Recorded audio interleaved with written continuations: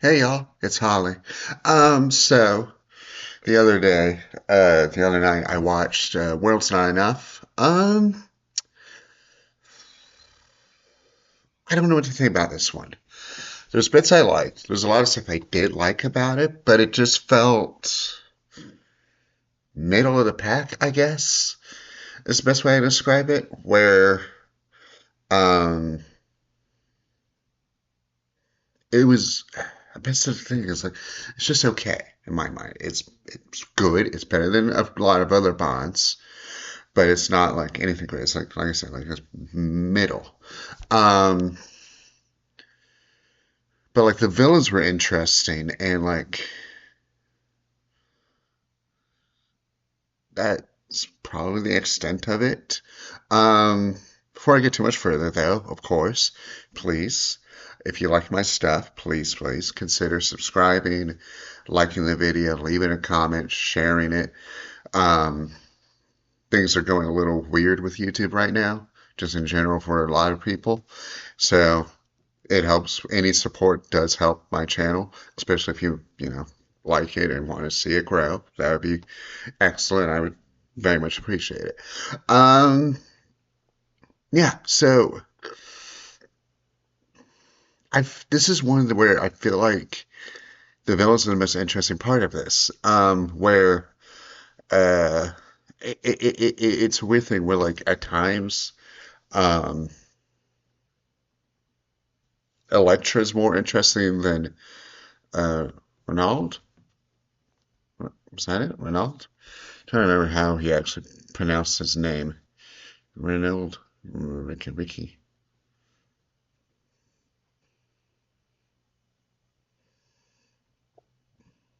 Renaud. Um, at times where Alexa was more interested in Renaud, but then, especially at the end, kind of like any time Renaud talked, he was like, "Oh, this is actually really interesting." I kind of wish they went further with this. And I feel like if this was like a book Bond, they totally would. Renaud would be like if he was a book villain, would be like one of the like hailed villains because of his I don't really want to say nihilism. It is very light nihilism. It's just like, look, I'm gonna die anyway. But it's like it's acceptance kind of thing. But particularly the end, um, when he does, like when he dies in Bond's, like you're gonna meet her soon, and he's there's a bit of joy there. It's like that's interesting. I do really like that. Um, where you give the feeling that he wants to die but like on his own terms, or at least with some kind of what he thinks purpose. Um, Elektra's interesting. She's definitely one of the more villainous villains. Not in the sense of like oh they murdered a bunch of people or they're particularly cruel or whatever. It's the use factor, meaning that like spoilers, but the whole time, most of the time, you get the feeling like, okay, she was kidnapped when she was a kid. We don't really know how young. I'm guessing like young teen, given what is stated. Young teen, maybe 20. I don't really know. But she was kidnapped. She was like brainwashed, maybe by Renault to be evil or whatever, because M didn't want to pay for a ransom.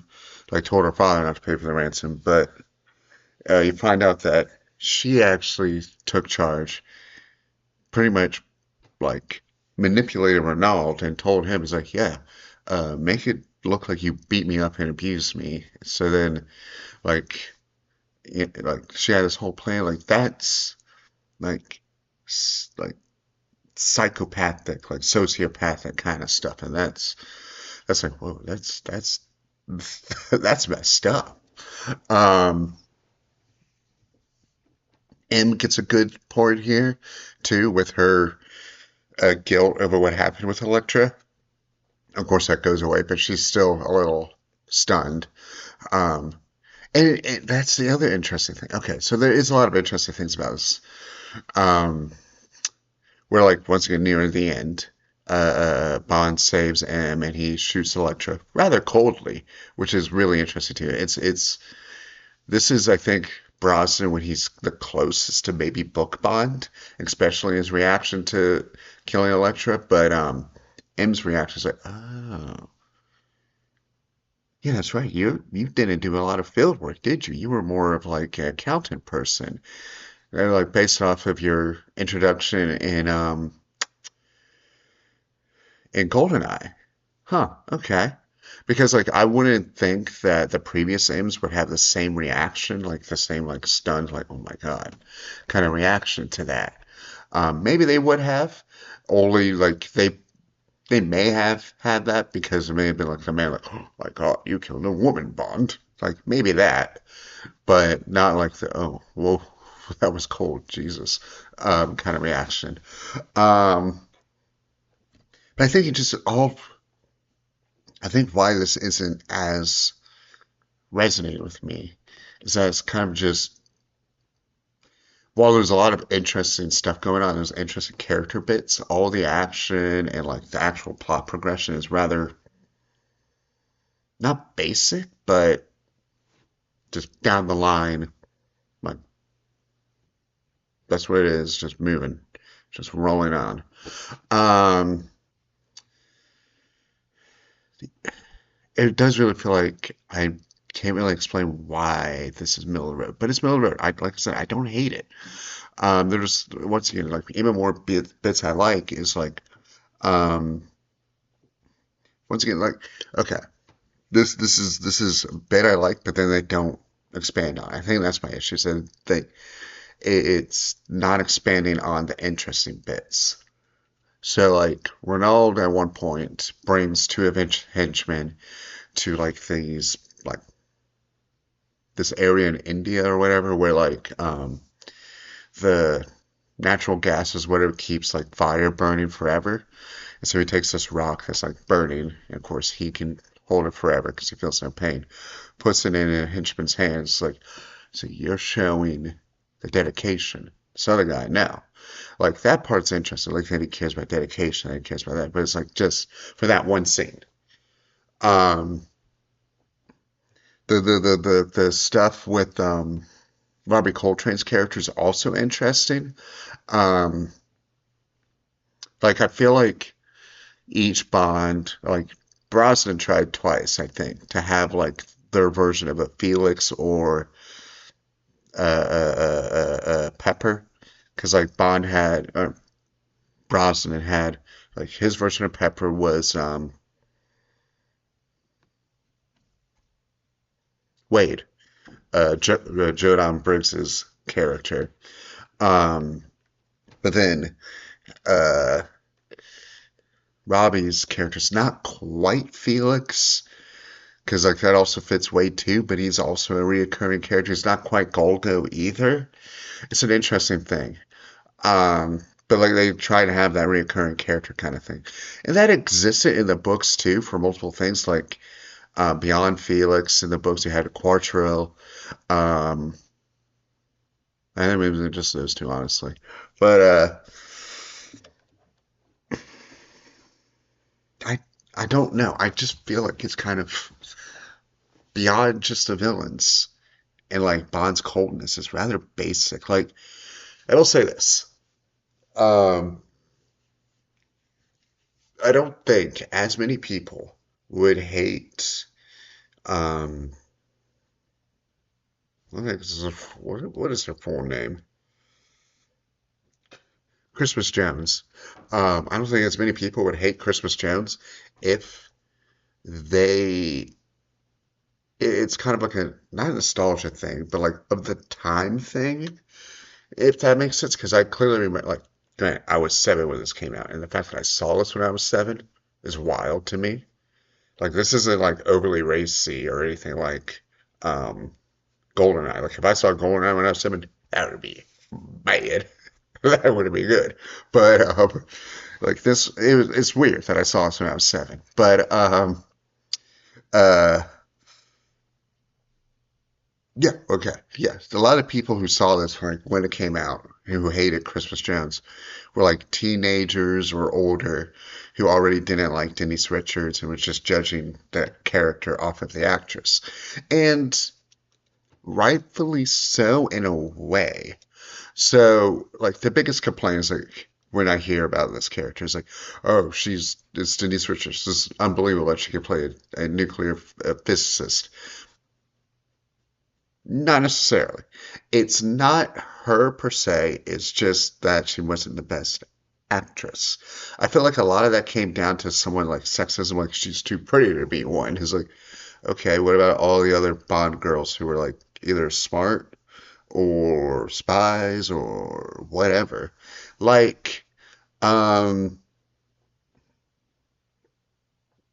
would they say the same thing about Kara? So she's too pretty to be a violinist, or not a violinist, a celloist, or would what's her name from Golden Eyes? Like, she's too pretty to be a hacker, science. Like, does that only go against what you think if they're not great at acting? Like, I get the sentiment because like it's her acting's not the best in it, but she's still not the worst Bond girl even then. Like, um, what's her face from A View to a Kill? Way worse. There's a couple other Bond girls like in the Moore and Connery era who didn't do anything, and they were worse. Like she doesn't really do much of anything either, but like her time there, just she it's not enough for me to hate her. It's not like she did anything especially unbelievable or like, oh, she killed one of the main villains. That's insane. It's like, no, she just had some bad line readings. That's it. Um, there's not anything beyond that. It's just bad line reading. But like I said, like it came out at a time when a lot of people were hating on Denise Richards. And like once again, if it's just a line reading thing, sure, I guess. But it just I don't know. Um, I am also of the opinion that like an actor can only act as well like as like the director allows them to or the writing does. Like, yes, it's also the actor, but if the director is not going to try and improve them or anything and the writing doesn't help them, then they're stuck. Like, look at any of the actors in the Star Wars prequels. Like, they all delivered just 90% horribly, but that's because the writing and the director just did not help them at all. Um, but anyway, like, I think she's fine. Like, she's no better than any like Bond girl in the books. She just doesn't do anything. And yes, her line delivery is flat, but the amount of hate she gets, I don't think it's deserved. Um, yeah, this was an interesting one for M. I feel like this is a better M movie than like Skyfall. I once I rewatch Skyfall, I'll have a better grip, but those are two different versions of M. But as a whole, I actually like Brosnan's version of Judi Dench M more than Craig. Judi Dench, this version of M, Brosnan M, um, is much more like not necessarily by the books, but by the books is a good way to say it because once again in GoldenEye they kind of mention like oh she cares more about the numbers, and in this one she's a bit more shocked by like the cold-bloodedness, and she calls Bond out on his old behavior and stuff. Like she's trying to keep things in order and trying to prove herself and trying to like do all these different things. But there's also like a dark side that she regrets. Um, and coming up in the next one, there is still a dark side to her that she's willing to make sacrifices for essentially the greater good. Um, and that's really interesting.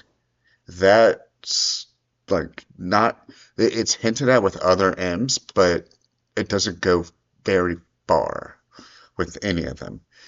Um, like I think despite some of the differences, Brosnan's M mm, edges edges to be closer, one of the closer versions of Book M. She doesn't have the same like jokey rapport with Bond as much, but she definitely does have that like um I'm gonna use him and I'm like if he dies, that is sad, but also that's his job too. Um so that like I'm gonna take time to think about the different M's eventually, but Brosnan M is very interesting to me. Um like I said, Brosnan in this one is much more cold. It's a weird thing where they keep flipping back and forth. Like they do this with other Bonds, but like they're still trying to land on which one this is because this one does feel. I don't want to say it feels darker than Tomorrow because Tomorrow was pretty like it's still kind of messed up, but this one does feel darker. This one feels like actually, honestly, this one feels like it really, really could have been um, Dalton's third Bond movie, and that would make all the sense. Um, ah, the other thing, a lighter note, I seem to be unable to escape within any of the Bond movies. Not any Bond movie, at least every single one of any Bond. There's going to be either a submarine, an underwater scene, or a skiing scene, some kind of snow scene. I cannot escape it. It's going to be there. And I'm getting tired of it. I was tired of it with by even like reaching Lazenby. I was like, oh my god, enough. Ready to keep going. And I know that's in Craig too. So it's like, why? I kind of want to see how many Bond movies actually have like some kind of snow or skiing scene in it because it is a little ridiculous. Like just how much it is in there. Um, Same with underwater scenes too. Like in boat scenes, I feel like they're really close to each other, but it's like, oh my God, pick a new thing. Which, I mean, they kind of do with the next one. Sort of. It still involves ice, but it's slightly different than skiing. I guess if that's what you want to call ice boarding. I don't know, like the that whole thing in Die Another Day. Yeah, I can't escape it. I can't escape any of the snow scenes. And the snow scenes, like, after a while, like, beautifully shot, but those, like, the snowboarding or snow skiing or whatever scenes and, like, the water scenes, after a while, are just incredibly boring to me. No matter how well they're shot, it's just like, okay, get on to the next action scene. Oh my God. Because sometimes I just feel like they go way too long. I'm like, I don't care about seeing people just ski down a mountain this whole time. Just move on. Spend more time on the characters. That's the issue. It's like, as much as this felt like a Dalton movie, it has some bits, the pacings of like more where it's like, okay, you can cool down on some of these like action scenes because the characters are what's making this movie right now, and you're not giving me that. But that's just me getting tired of that. Anyway, I liked this, but yeah, this is probably just off the cuff. Probably going to be maybe third or fourth. Like it's going to be like probably third for me in the rankings. Um, which hope you if you could guess the other rankings, like how I'm going to rank this, just based off of my other couple reviews and how I've talked about the next one, please leave a comment. See, just I'm really curious on what you think my ranking's going to be. Okay, that'll be fun. Let me know. What do you think my ranking from the Brosnan movies are going to be? We'll see if you're right. But beyond that, I thought it was fine. I like the villains a lot more than like anything else. Like the character work was really good. It's just the movie itself was kind of eh. But that's all I got.